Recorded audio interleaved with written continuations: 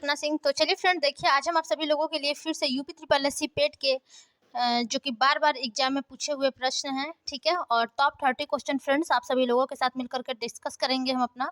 तो चलिए practice set 5 आज हम लोग डिस्कस करते हैं। सबसे पहले देखिए फ्रेंड, जो लोग अभी तक हमारे चैनल को लाइक एंड सब्सक्राइब नहीं किए वे लोग कर दीजिए। हमारा चैनल है @लर्न विथ अल्पना, ठीक है फ्रेंड्स। तो चलिए सबसे पहला क्वेश्चन हम लोग अपना देखते हैं क्या है, ठीक है। तो देखिए यहाँ पर हमारा सबसे पहला क्वेश्चन है कि मोहनजोदड़ो में कौन सी संरचना मिली है, ठीक है। मोहनजोदड़ो में कौन सी संरचना मिली है जो सबसे महत्वपूर्ण है। पहला ऑप्शन है महास्नानागार, दूसरा ऑप्शन है टावर, तीसरा है महल, चौथा है मंदिर। तो देखिए फ्रेंड्स, इसका जो सबसे करेक्ट ऑप्शन होगा वो आपका हो जाएगा महास्नानागार, ठीक है। यही देखिए जो मोहनजोदड़ो में महास्नानागार है, ठीक है, इसी की संरचना मिली है जो कि सबसे महत्वपूर्ण है। अगला क्वेश्चन है फ्रेंड्स की खिज्र खान निम्नलिखित में से किस राजवंश से संबंधित था, ठीक है। हमारा क्वेश्चन है कि खिज्र खान निम्नलिखित में से किस राजवंश से संबंधित था। पहला ऑप्शन है गुलाम वंश, दूसरा ऑप्शन है खिलजी वंश, तीसरा है सैयद वंश और चौथा है शाह वंश। तो देखिए फ्रेंड्स, यहाँ पर जो सबसे करेक्ट ऑप्शन हो जाएगा वो आपका हो जाएगा सैयद वंश, ठीक है। देखिए जो खिज्र खान था फ्रेंड्स वो सैयद वंश के राजवंश से संबंधित था, ठीक है। यहाँ पर जो सबसे करेक्ट ऑप्शन हो जाएगा वो आपका ऑप्शन नंबर 3 हो जाएगा। चलिए अगला क्वेश्चन देखते हैं फ्रेंड्स।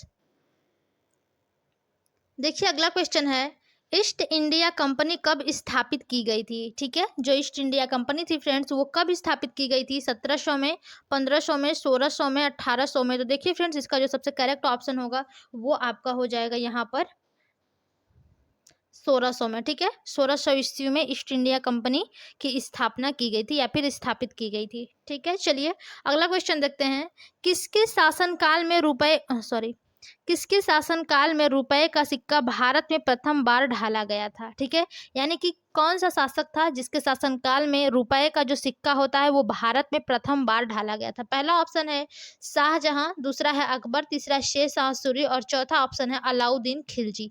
तो देखिए फ्रेंड्स, यहाँ पर जो सबसे करेक्ट ऑप्शन होगा वो आपका होगा शेर शाह सूरी, ठीक है, शेर शाह सूरी। देखिए फ्रेंड, जो शेर शाह सूरी थे इन्हीं के शासनकाल में जो रुपए का सिक्का है, ठीक है, वो भारत में सर्वप्रथम ढाला गया था, ठीक है। और देखिए फ्रेंड, जो शेर शाह सूरी है ये सूर साम्राज्य का संस्थापक था, ठीक है, और इसके बचपन का नाम क्या था, फरीद खां था। ओके, चलिए इतना काफी है इसके लिए। अगला क्वेश्चन देखते हैं। अगला क्वेश्चन है धार के राजा भोज निम्नलिखित में से कौन से राजवंश से संबंधित थे, ठीक है। जो धार के राजा भोज थे वो निम्नलिखित में से कौन से राजवंश से संबंधित है। पहला ऑप्शन है परमार, दूसरा है गुप्त, तीसरा है चौहान, चौथा ऑप्शन है प्रजापति। तो देखिए फ्रेंड्स, यहाँ पर जो सबसे करेक्ट ऑप्शन होगा वो आपका हो जाएगा परमार, ठीक है। देखिए जो धार के राजा भोज थे वो परमार वंश से संबंधित थे, ठीक है फ्रेंड्स। और देखिए इस वंश का संस्थापक जो है वो कौन था, उपेंद्र राज था, ठीक है। चलिए अगला क्वेश्चन देखते हैं।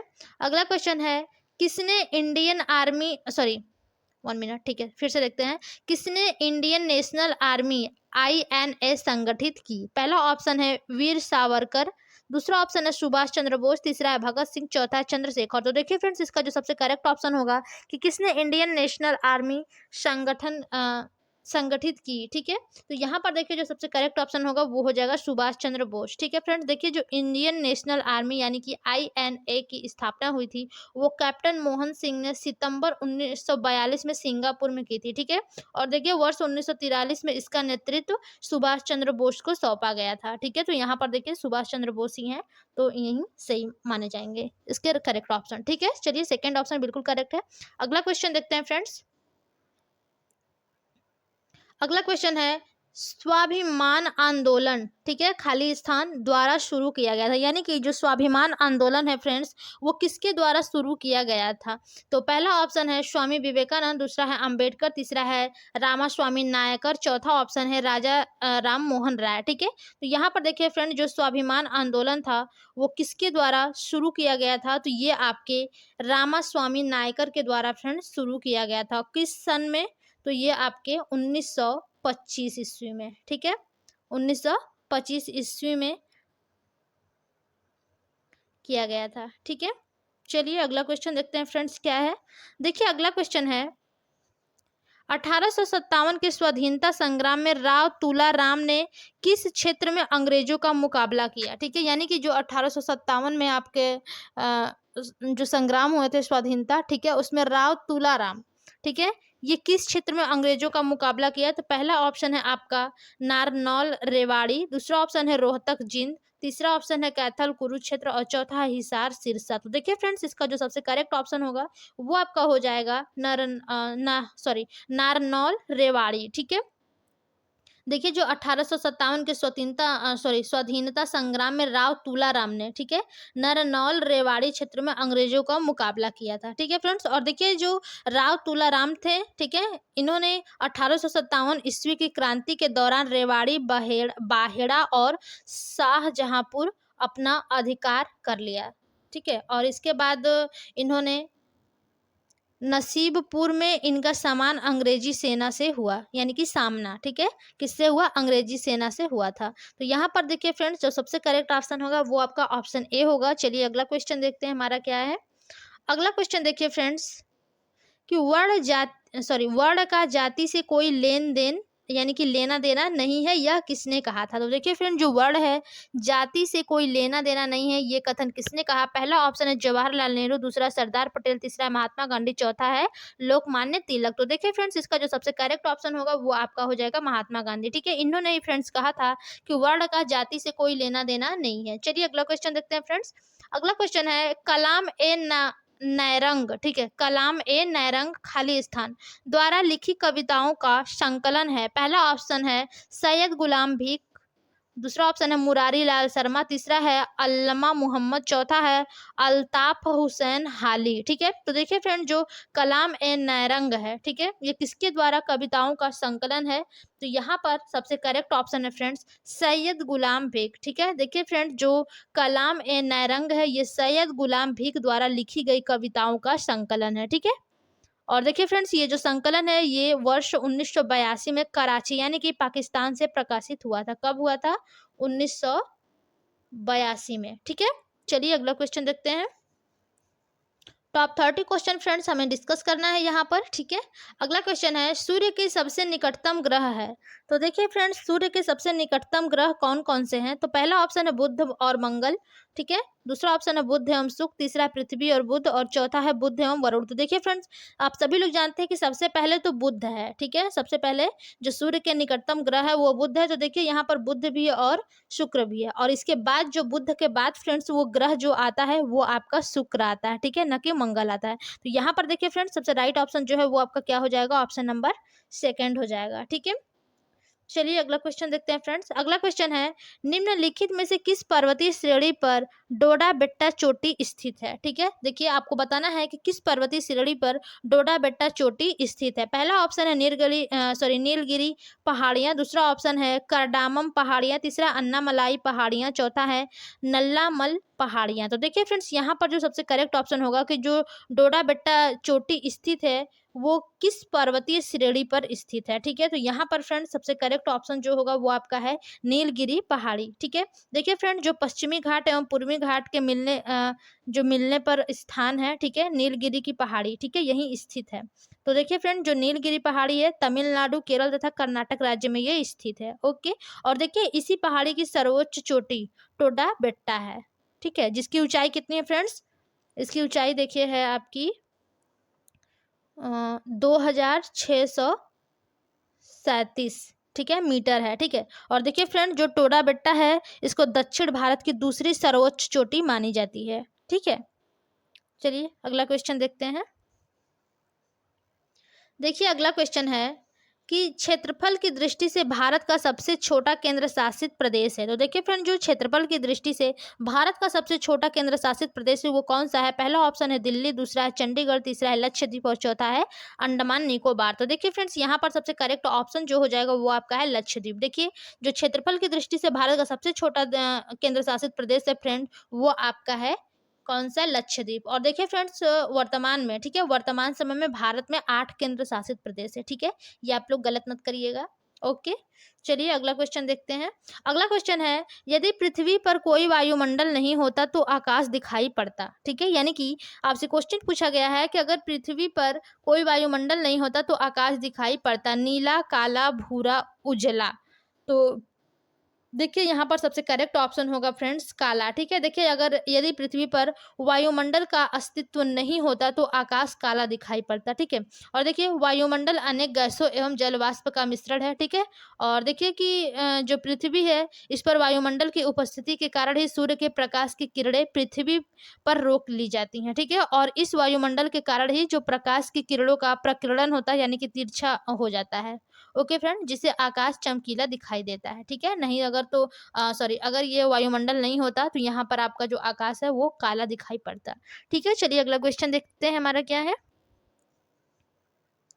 अगला क्वेश्चन है, नदी डाल्फिन के संबंध में निम्नलिखित पर विचार कीजिए। तो देखिए फ्रेंड, जो नदी डाल्फिन है, ठीक है, इसके संबंध में निम्नलिखित पर विचार करना है। पहला ऑप्शन है यह गंगा ब्रह्मपुत्र नदी घाटी में पाई जाती है। दूसरा ऑप्शन है उनका स्थानीय नाम सुइस है। तीसरा ऑप्शन है यह एक अंध प्रजाति है। चौथा उपरोक्त सभी। तो देखिए फ्रेंड्स, यहाँ पर क्वेश्चन जो पूछा गया है कि नदी डाल्फिन के संबंध में निम्नलिखित पर विचार कीजिए, तो देखिए इसका जो सबसे करेक्ट ऑप्शन होगा फ्रेंड्स ये उपरोक्त सभी हो जाएगा। ठीक है, कि यह गंगा ब्रह्मपुत्र नदी घाटी में पाई जाती है। ठीक है, और उनका जो स्थानीय नाम है उशुई से, और यह एक अंध प्रजाति है। ठीक है, तो यहाँ पर करेक्ट ऑप्शन क्या हो जाएगा, ऑप्शन नंबर डी। चलिए अगला क्वेश्चन देखते हैं फ्रेंड्स। देखिए अगला क्वेश्चन है कि जजमानी प्रणाली ग्रामीण खाली स्थान की रीढ़ की हड्डी है। पहला ऑप्शन है अर्थव्यवस्था और सामाजिक आदेश। दूसरा ऑप्शन है धर्म और संस्कृति। तीसरा है राजनीतिक और प्रशासनिक। चौथा उपरोक्त में से कोई नहीं। तो देखिए फ्रेंड, जो जजमानी प्रणाली है वो ग्रामीण की रीढ़ की हड्डी यानी कि ग्रामीण के किसकी रीढ़ की हड्डी है। तो देखिए यहाँ पर सबसे करेक्ट ऑप्शन हो जाएगा अर्थव्यवस्था और सामाजिक आदेश की रीढ़ की हड्डी है। ठीक है, चलिए यहाँ पर फर्स्ट ऑप्शन बिल्कुल करेक्ट है फ्रेंड्स। अगला क्वेश्चन देखते हैं, निजी क्षेत्र को सौंपी गई 7वीं योजना खाली स्थान परत की है।